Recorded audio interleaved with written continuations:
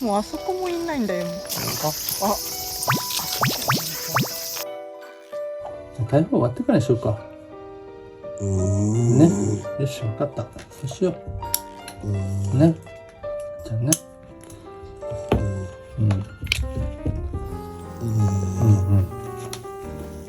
違うよね。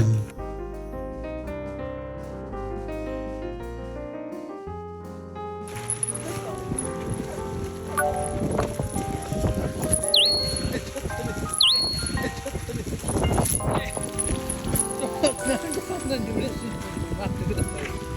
ちょっとおかしいでしょ、それちょっとおかしいよりテンションがおかしいより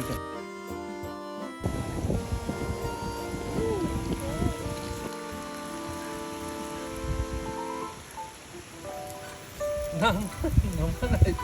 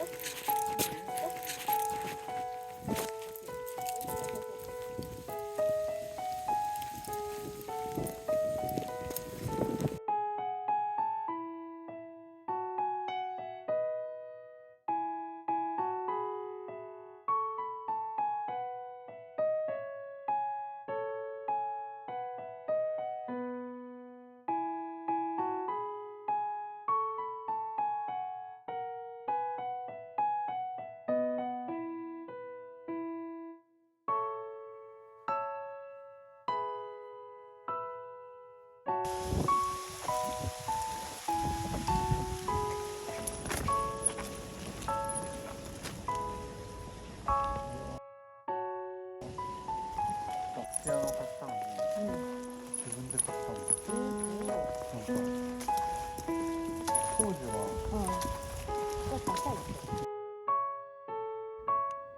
あれ、マサルはそこでいいの？かわいい。マサル。